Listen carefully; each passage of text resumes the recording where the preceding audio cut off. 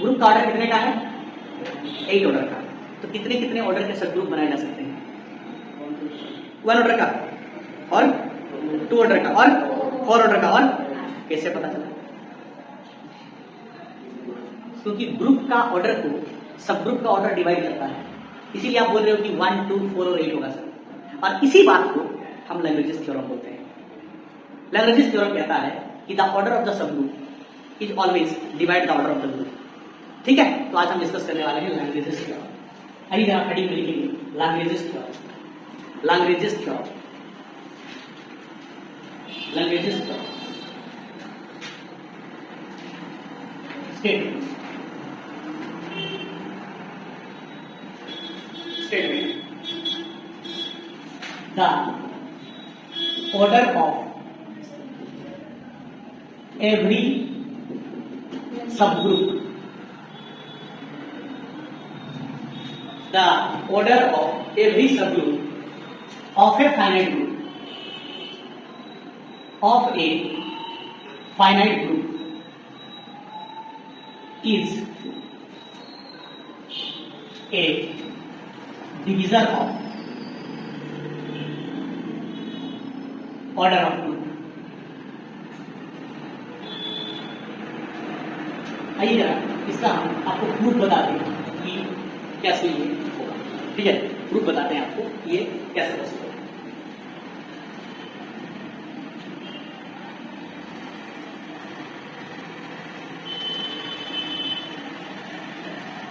ठीक है, मान लेते हैं late order of group G is equal to M and order of group H is equal to M।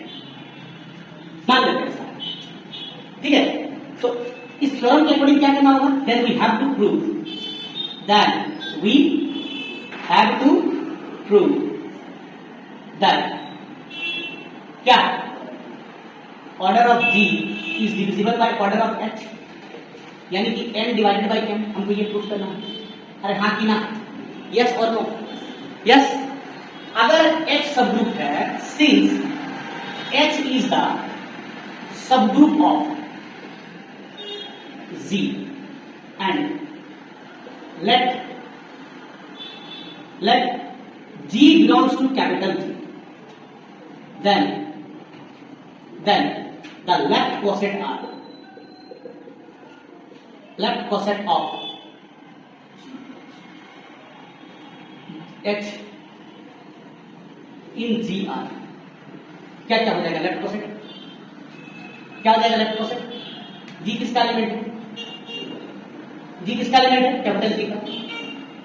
ठीक है, तो क्या लिखेंगे? Left coset G H। अरे होगा नहीं होगा? लेफ्ट कोसेट क्या होगा? G H होगा। इसके अंदर कौन कौन से एलिमेंट आएंगे? लेफ्ट कोसेट क्या होगा हमारा? G H होगा। होगा ना? G का अंदर कौन कौन आएंगे?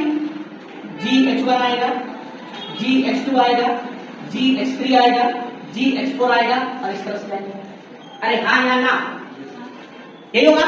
और हम ये जानते हैं, सिंस वी नो दैट हम ये जानते हैं कि जितने भी लेफ्ट कोसेट और राइट कोसेट होते हैं उन सभी का यूनियन वापस G ग्रुप बना देता है। तो हम ये बोल सकते हैं कि group G is equal to union of G belongs to capital G of GH। ये सब GH का अगर हम यूनियन लेंगे तो वापस ये क्या बना देगा? क्या बना देगा? ग्रुप बना देगा। Since we also know that, बात नहीं इधर ध्यान दो, since we also know that all the left coset or right coset are not distinct। हम लोग पढ़े कि सारे लेफ्ट और राइट कोसेट जो है क्या होते हैं? डिस्टिंक्ट नहीं होते हैं। ठीक है ना? सारे होते हैं, डिस्टिंक्ट नहीं होते हैं। मान लेते हैं लेट के कोसेट्स आर डिस्टिंक्ट।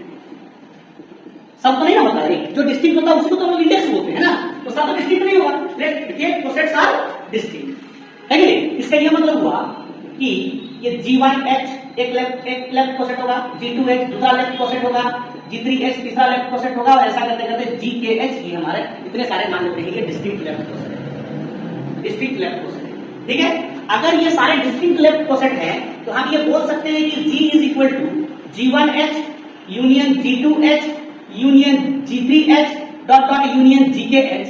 ये सारे के सारे क्या हो जाएंगे, यूनियन करेंगे तो क्या वापस बना के दे देंगे हमको, ग्रुप बना के दे देंगे, ग्रुप बना के दे देंगे, है ना, ग्रुप बना के देंगे ना। Since these all cosets are pairwise disjoint, ये सारे के सारे क्या है, पेयरवाइज डिसजॉइंट है। अरे अलग अलग है तो भाई डिसजॉइंट ही होंगे ना, अरे होंगे नहीं। अच्छा एक बात बताओ, क्या सारे क्वेश्चन बराबर होते हैं, नहीं होते हैं, कुछ बराबर होते हैं कुछ बराबर नहीं होते हैं ना, तभी तो इंडेक्स की बात आई। तो जो बराबर नहीं होते वो पेयरवाइज डिसजॉइंट ही तो है, डिसजॉइंट तो बराबर नहीं है, तो ये सारे हो जाएंगे पेयरवाइज डिसजॉइंट। एक बात बताओ, ग्रुप में 4 एलिमेंट है, सब ग्रुप का एक एलिमेंट हम उठाए और उसको लेफ्ट कोसेट से मतलब लेफ्ट कोसेट निकाल रहे हैं उसका, तो क्या एलिमेंट बढ़ जाएगा ग्रुप का, मल्टीप्लाई करने पर बढ़ जाएगा, जोड़ने पर ग्रुप का एलिमेंट बढ़ जाएगा क्या, नहीं, ऑर्डर हमेशा सेम रहेगा ना। अब 4 एलिमेंट है मान के चलो, अभी हम लोग कोई एग्जांपल लिए क्लीन स्कोर का लेते हैं E A B और AB और उसका हम एक सब ग्रुप ले रहे हैं, उसका एक सब ग्रुप ले रहे हैं, जैसे क्लीन स्कोर समझो बात, जैसे क्लीन स्कोर हमने लिया, ये ले लिया हमने E A B और क्या है AB है, और एक सब ग्रुप हमने ले लिया H E A।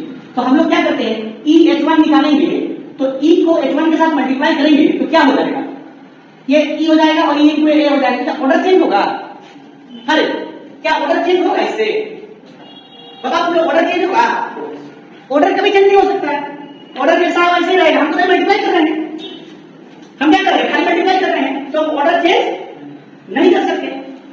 और अगर ऑर्डर चेंज नहीं कर सकते तो हम ये बोल सकते हैं कि ऑर्डर ऑफ G जो होगा, इधर क्या करना, ऑर्डर हम चेंज नहीं कर सकते तो ऑर्डर ऑफ G जो होगा ये किसके बराबर का होगा, order of G1H plus order of G2H plus order of G3H plus dot dot dot dot order of GKH के बराबर का होगा। अरे होगा नहीं होगा, होगा, ये सारे ऑर्डर का सब के बराबर का होगा ना। अब तुम लोग सोच, और हम लोग ये जानते हैं कि ऑर्डर ऑफ GH जितना होगा ऑर्डर ऑफ H भी उतना ही होगा। अरे एक सब ग्रुप है ना भाई, उससे मल्टीप्लाई कर रहे हैं तो एलिमेंट क्या बढ़ जाएगा, नहीं, तो ऑर्डर ऑफ GH जितना होगा ऑर्डर ऑफ H भी क्या होगा उतना ही होगा, ऑर्डर ऑफ H भी क्या होगा उतना ही होगा। तो हम यहाँ पर बोल पाएंगे कि order of G is equal to G1H, GH मतलब ऑर्डर ऑफ H, तो इसको लिख पाएंगे order of H plus order of H plus order of H plus dot dot dot dot order of H। ये कितनी बार ये एलिमेंट है ना, तो कितनी बार होगा, कितनी बार होगा, k टाइम्स होगा। ऑर्डर ऑफ G कितना है n, ऑर्डर ऑफ H कितना है m, तो ये बन जाएगा m plus dot dot dot dot कितना टाइम्स, k टाइम्स बनेगा।